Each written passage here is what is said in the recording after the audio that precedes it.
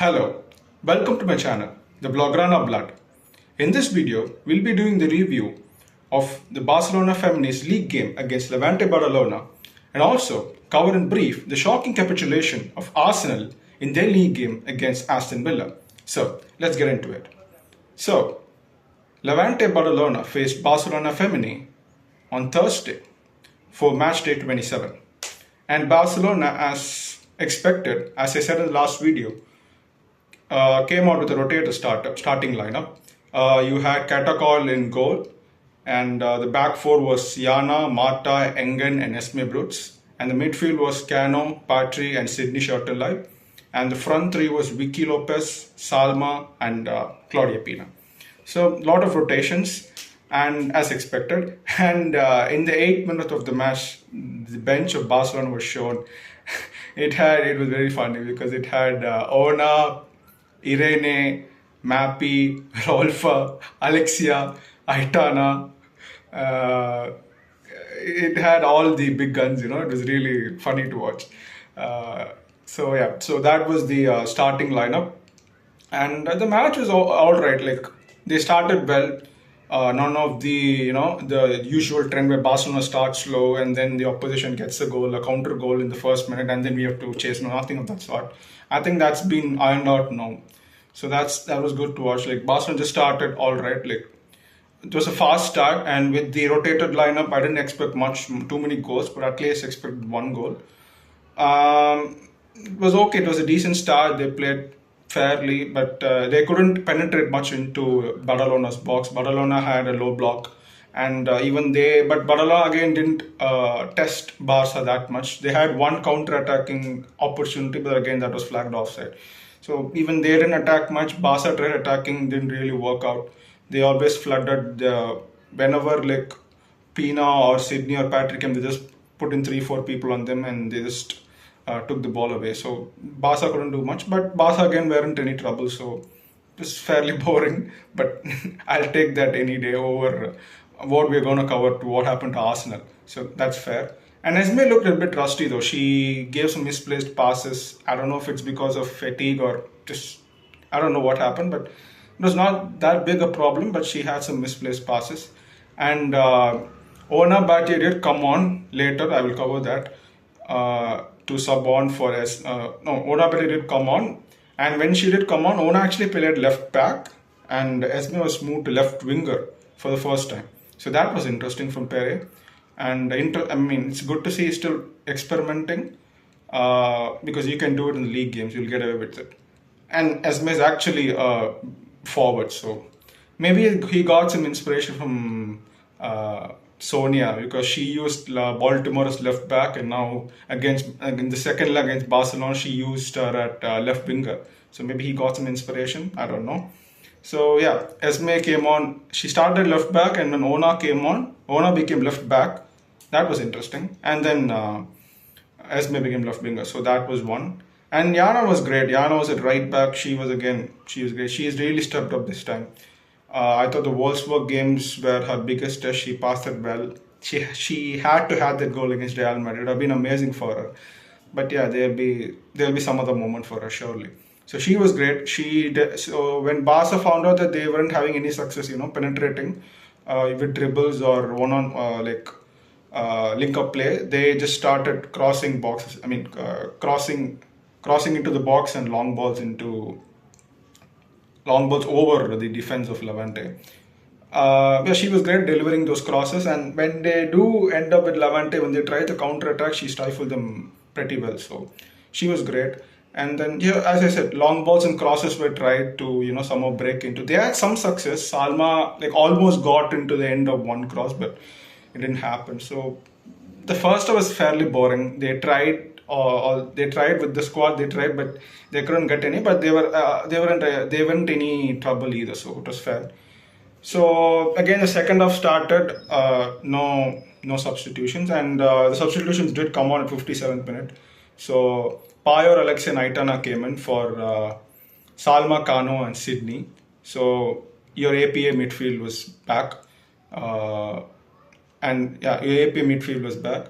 And then Pina, and they came at 57th minute. And at the 59th minute, Barca got a goal via a corner. Pina crossed into Patry. I mean, Pina took the corner, went to Patry. Patry headed it, and then Mata. So coincidence? I think not. So we got a goal just after they came. Instant impact. So it came via a set piece. We don't care. We take it. And after that, again they were trying, and at 61st minute it was supposed to be a corner, and for Barcelona it was supposed to be a corner, but the referee did not give it. Pina just handballed it. It was really funny. They had lost from CGS. Even CGS were the sidelines. He was like, "Hey, give a corner." It was really funny, a funny moment. And so Ona came out at the 73rd minute, as I said earlier. She came at the 73rd minute, and she came on for Pina actually. So that was interesting. So she came on left back, and Jana stayed at right back, and Esme was pushed to left winger. And Vicky, as usual, was good. Her dribbling, even though she's an attacking midfielder, on the right side she's doing great. Her one-on-one dribbling is really good. She's improving a lot. And her link-up play with Jana towards the end, like 75th onwards, it was really, really good to watch. It was beautiful to watch. They almost like walked the ball into the net. Just the other two defenders somehow came, and with some last-ditch defending, they somehow escaped. Otherwise, it should have just gone, and that was really beautiful to watch. The future of Barcelona in magic. And Badalona countered, and in a corner. And so after that Badalona got a corner, and they almost countered. So no, actually Barca got a corner. Sorry, Barca got a corner, and then Badalona countered with that, and they got under control. But during that time, Payo just ran like crazy. They were the defenders, They were with the forwards of Levante Badalona. And then there was Payo, like she's running like crazy. She came on, and by the time the defense took care of the, snuffed out the counter, Payo was there. So that is the work rate. She is a forward. She doesn't have to do that, but she still does that. That's why I like Payo even more, because her finishing, you don't have to say anything. You know how her finishing is. But her work rate, man, off the ball, her movement, let it be of her movement. I'm not even talking about attack. Like, her on the ball skills, her runs into the box, Fox in the box, that. But her off the ball, especially when trying to win the ball back. Even at matches I've seen, even matches when it's 90 minutes, like it's just 1 or 2, stoppage time, and then we're already up 5 or 4-0, or like 5 goals or 4 goals above. She still presses like crazy. She still wants that goal, or she still wants to help the team. And even this time, she came in like crazy. She's a forward player. She's an attacker. She comes in, she tries to help the team. That is beautiful to watch. So, like, when you have players like that, like, even when you're a top striker, wants to help you in defense. I mean, what else do you have to say? That was beautiful to watch. And after that, Barca did score a second goal.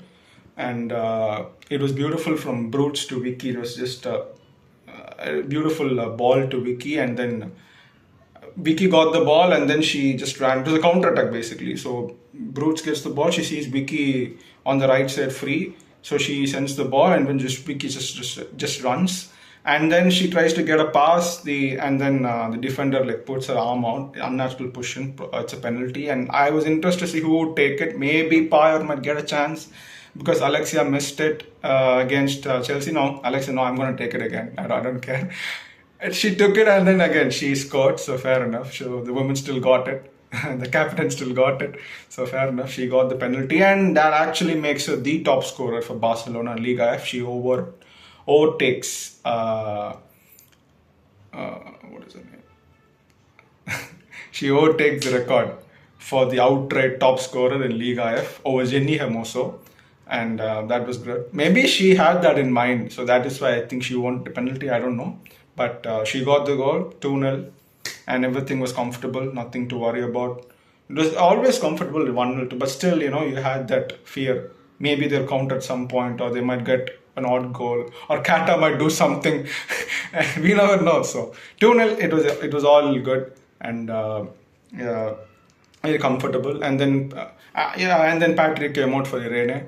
So I think actually 4 subs were made by 75th minute, but I think Pere was waiting to make that 5th sub, but he just didn't want to take out Patry immediately, because Ingen was already playing at centre back. So he could have done it, but I just think he was a bit, conservative. I don't blame him because let's say he does take her at 75th minute and somehow they score, Levante score, and then it becomes a big problem because we only have 4-point cushion now.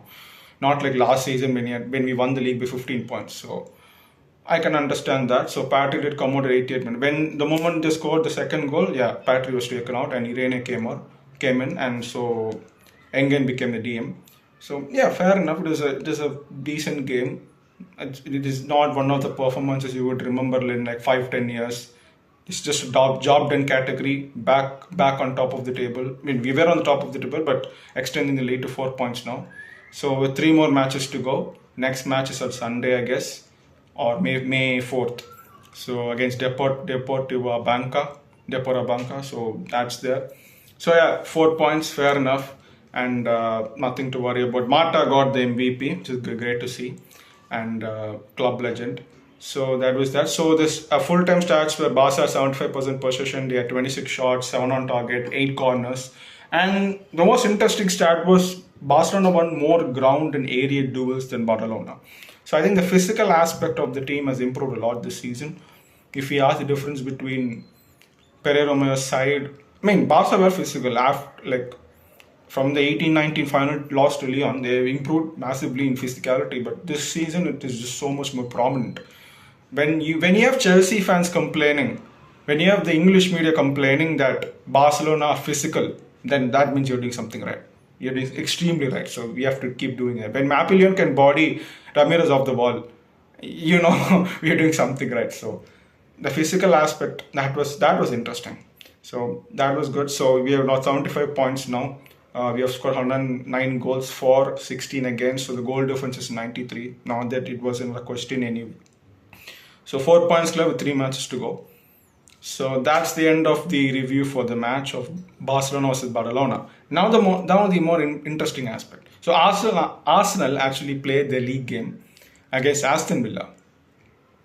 Aston Villa on Wednesday. So it was on Wednesday. So they would have been on a high, beating Lyon 4-1. So even they had a rotated lineup. It was mostly changes in defense. I think 3 of the back 4 were changed, and even the goalkeeper was also changed. So it was more of a rotated lineup. I think they had some 6 to 7 changes. Yeah, they had some 6 to 7 changes in the team, and Russo didn't start. So they had some changes, and they lost 5-2 to Aston Villa. They lost 5-2. They shipped in 5 goals to Aston Villa, which is unbelievable to watch. So not that it matters much, for the final, but it is interesting when you ship in 5 goals in any match. So that's interesting. So Arsenal actually started well, but then Villa, after like 15 to 20 minutes, just started piling pressure on. They pressed Arsenal way high in Arsenal's box. Arsenal couldn't get out. They always tried to play from the back, and then they just got caught out over and over and over again. And it was so Villa was so intense that Arsenal, their goalkeeper had to sit. The usual English media, they do it. I mean, not English media. The usual English teams, they do it. Like when things are not going their way, they ask the goalkeeper to sit down, like for a fake injury. So they did that around 15-20 minutes. They didn't know what to do. So they did that, and then Rene called the team. They did some regrouping. They didn't work anyway. So Arsenal got a corner. They didn't capitalize it. Aston countered and 2-3 passes goal. It was very easy for them, and Arsenal's backline was so slow, incredibly slow. So they got the goal, and then Arsenal were rattled already. And the second goal again, they were just passing it in their own box very slowly. Aston, they counter pressed, they got the ball, boom, 2 goals, and they panicked. Arsenal panicked a lot. And after the first half was over, in the second half, she already brought in 3 changes. She brought in all the big guns, Kim Little, Alessia Russo. She brought in all the big guns. And then they conceded another goal. That was really funny. So, the goal of Salma against Neem Charles for the 4th goal at Stamford Bridge, it was similar to that. So, Aston forward gets the ball from the goalkeeper, direct lob from the goalkeeper, and Katie McCabe is the left back for Arsenal. She just gets in before the ball, and she has the Aston Villa behind her. So similar to what Neem Shah was doing. She's just trying to hold the ball, and then the goalkeeper was also not knowing what to do. And then this forward just came in and toe booked it and went inside. So similar goal. That was really comical. It's a comedy of errors. So they were 3-0 down already, and they thought they could do a comeback, but then no, didn't happen. They got the third goal, and then came the fourth goal. And then after that, Arsenal got two quick fire goals. Mariona assisted one of them, but again they conceded another one. Again, another easy counter attack. There's two passes, and again Arsenal's backline was completely caught napping. They played with the high line. They got caught napping. They couldn't initiate the offside trap. Then 5-2. So yeah, Arsenal completely capitulated. In a similar way to how Lyon capitulated, because Villa actually scored before and after halftime, similar to what Arsenal did to Lyon. So how this history repeats itself. So yeah, I guess they will always say we have rotated lineup. Maybe fatigue also played a role. Maybe they partied hard. We don't know. But yeah, so Arsenal lost 5-2. Doesn't necessarily mean anything in the final, but it's interesting. So Chelsea won the league because of that. So yeah, they have problems in defense. We can exploit that. But yeah, just wanted to say that, because even if they lost 2-1, do not matter. But when you lose 5-2, that is massive. So it's an absolute disaster class. And but the difference I could see from Chelsea and Arsenal, like the usual WSL teams, they say that they get fatigued during this time. Their teams are all tired. But you can ask them, don't you have squad depth, especially Chelsea? You have squad depth, right? You have players for every single position. But they don't play with those players, because they have a starting 11. These managers have still starting 11. But they are very reluctant to bring in, options off the bench. Because the drop in quality is so massive. Because they just started with 7 different players. When Barcelona had so many, rotations, even youth players. But you could see the change in drop in quality. So that's why I think these managers don't, rotate that much. So they don't rotate, and then the first team gets very tired, and then they blame the schedule. So I think this is what happens for English teams, and then they say we got tired, that's why we lost. For Arsenal, that was really visible. They made some 3 defensive changes, and their defense is absolutely messed up. So yeah, that's why I said I will take a boring 2-0 win any day over anything like this. So yeah, so Arsenal had a problem. They capitulated completely. So let's see how they bounce back. They still have 2 more league games to go. We have 3 more league games to go. So that should be interesting. So yeah, so that's the end of the video. Thank you very much for watching. And I'll see you again for the review of the league game, after the league game versus Depora Bianca. So until then, Visca Bas.